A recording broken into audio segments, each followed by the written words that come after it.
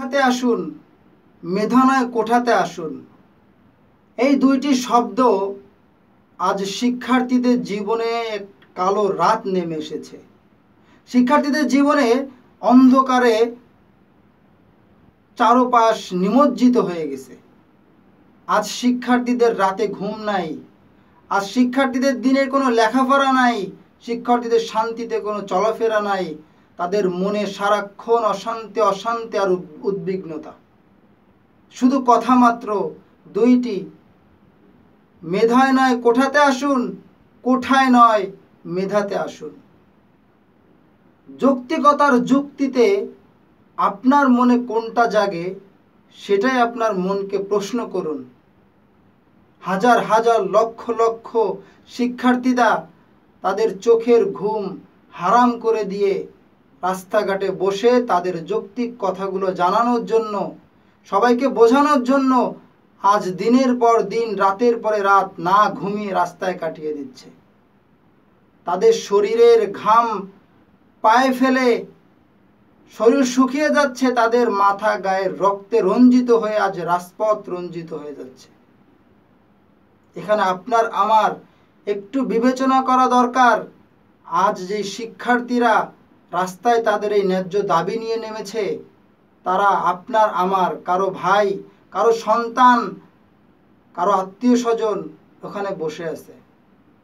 আজ আপনাদের প্রত্যেকের বিবেচনা করা উচিত, প্রত্যেকের নিজের মস্তিষ্ক একটু চিন্তা করা উচিত।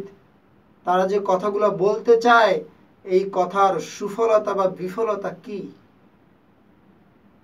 প্রত্যেকের দাবি জানা উচিত, মানা উচিত, নিজের বিবেককে প্রশ্ন করা উচিত। আজ ঘরে ঘরে শিক্ষার্থীরা চাকরির জন্য হাহাকার করছে। আজ সার্টিফিকেটের ছড়াছড়ি, ডিগ্রির ছড়াছড়ি, কিন্তু কর্মসংস্থান নাই। কর্মসংস্থান সৃষ্টি করার নিজস্ব কোনো মূলধনও নাই। সে মূলধন কোনো লভ্যাংশ দেওয়ার মাধ্যমে নিজের কাছে নেওয়ারও কোনো সহজতর কোনো উপায় নাই। চারদিকে জটিলতা, জটিলতা আর জটিলতা। একজন শিক্ষার্থীর জীবন তখনই ছিন্ন বিচ্ছিন্ন এবং তছনছ হয়ে যায় যখন তার শিক্ষা জীবনের চারপাশ শুধু অন্ধকারে নিমজ্জিত হয়ে যায়।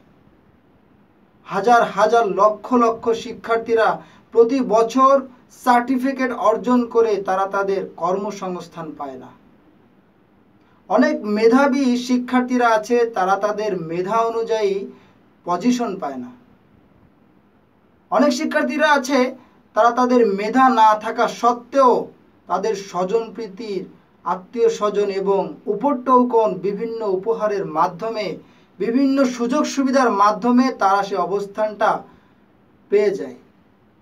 অথচ দেশের হাজারো হাজার শিক্ষার্থীরা আছে যারা তাদের মেধার মাধ্যমে ওই পর্যায়ে পৌঁছাতে পারেন না। বাস্তবতা বড় কঠিন। বাস্তবতা জানতে হলে আপনাকে বাস্তবতায় পা রাখতে হবে। বই পড়ে যেমন কখনো সাইকেল চালানো শেখা যায় না, ঠিক তেমনি পায়ের উপরে পা তুলে ঠান্ডা রুমে বসে বাস্তবতা সম্পর্কে উপলব্ধি করা যায় না। বাস্তবতা জানতে হলে মাঠে নামতে হয়, বাস্তবতা জানতে হলে সেই অবস্থানে নিজেকে রাখতে হয়।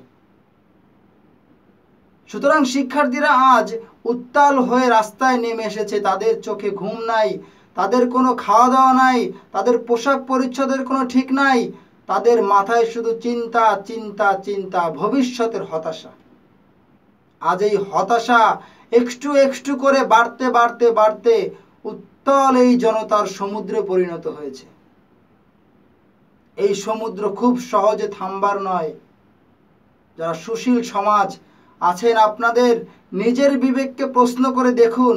আজ যারা রাস্তায় আছে তারা কারো ভাই, কারো সন্তান, কারো আত্মীয় স্বজন, কারো বুকের ধন। প্রত্যেকেই কারো না কারো আত্মীয়, কারো সন্তান, কারো ভাই, কারো বোন। একটু বিবেক দিয়ে চিন্তা করুন, আজ কাদের গায়ে হাত তুলছেন। যারা ভবিষ্যতের কর্ণধার, তারা ভবিষ্যতে পুরো রাষ্ট্রকে পরিচালনা করার দায়িত্ব নিতে সক্ষম, আজ তাদের উপরে আঙ্গুল তোলা হচ্ছে, তাদের উপরে হুমকি হচ্ছে। আপনারা একটু বিবেক দিয়ে চিন্তা করুন। আজ কোথায়, আজ আমরা কোথায়, আমাদের বিবেক কোথায়? প্রতি বছর লক্ষ লক্ষ শিক্ষার্থীরা পাশ করে বের হয়, সার্টিফিকেট অর্জন করে, কিন্তু চাকরি কতজন অর্জন করে?